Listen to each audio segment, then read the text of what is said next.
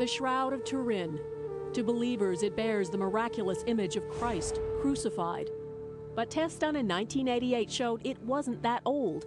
Radiocarbon dating of the cloth concluded it was created in the 14th century, making it a medieval hoax. Now, one American scientist has reignited the debate. John Jackson runs the Turin Shroud Center of Colorado. In a new documentary, he suggests the 1988 tests may have been flawed. It would mean that radiocarbon dating of the shroud would have dated a contaminated sample that would mean that the radiocarbon date was incorrect. So 20 years on, he's taking his new test results to the same Oxford University lab that conducted the original carbon dating for a reevaluation. My own hunch at the moment from the weight of scientific data and other data would be that the shroud is medieval, but I don't necessarily think I will always hold that, and I'm certainly open to inquiries that would indicate otherwise. They're not retesting the shroud itself, but examining whether the conditions under which the linen shroud was kept could somehow distort carbon dating, perhaps skewing the results by 1,300 years or more. Over the years, there have been many efforts to explain the shroud by recreating it, but scientists remain unconvinced. Which is why it remains an enigma. If it is a fake, why can't anyone work out how it was made or recreate its ghostly image?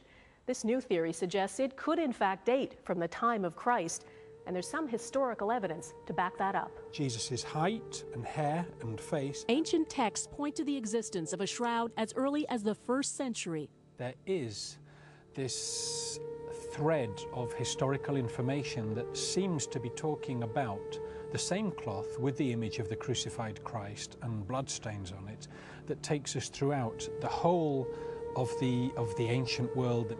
Preliminary tests have indicated the original results were accurate, but it will take at least a year for the full reanalysis to be complete. Radiocarbon scientists and all of the other experts need to have a critical look at the evidence that they've come up with in order for us to try to work out some kind of a coherent story that fits and tells us the truth of the history of this intriguing cloth. Evidence that could resurrect the shroud as the most venerated relic of Christianity. For Today, Donna Friesen, NBC News, London. Barry Schwartz was the official documenting photographer of the Shroud of Turin project, which conducted the first examination of the famous cloth back in 1978. Barry, good morning to you. Good morning, Matt. We should mention there is some reluctance on the part of many people to do a redo, if you will, of carbon dating on this sample of the cloth. Why do you think that is?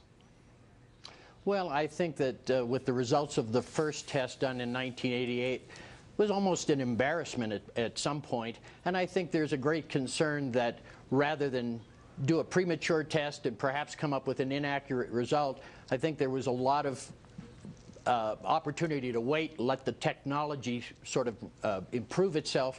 And of course, now that we're 20 years later, the technology certainly has improved.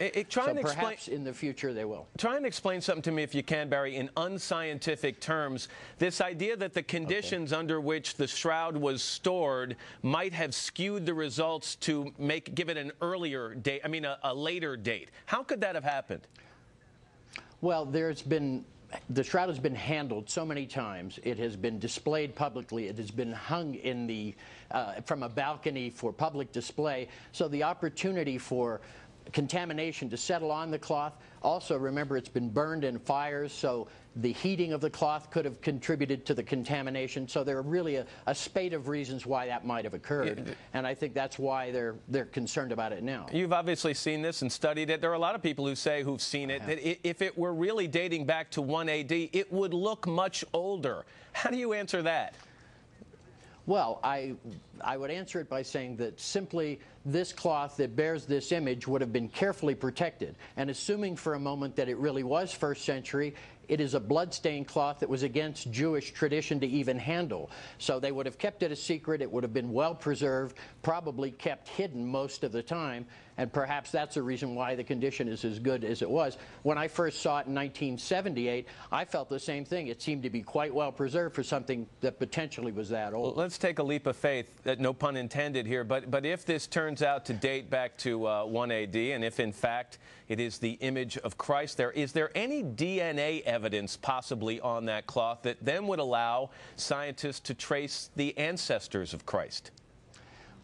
There was a preliminary DNA analysis done in 1995. It was not an authorized test, but it was done from an actual sample of the shroud blood, and they determined that it was very degraded. There were very few segments remaining, but they were able to determine that it was male and human. Whether or not other types, newer types of DNA analysis could tell us more really would depend on the Turin authorities giving permission for this type of testing to be done. Certainly something to chew on, especially on this Good Friday. Barry Schwartz, nice to have you here, sir. Thank you very much.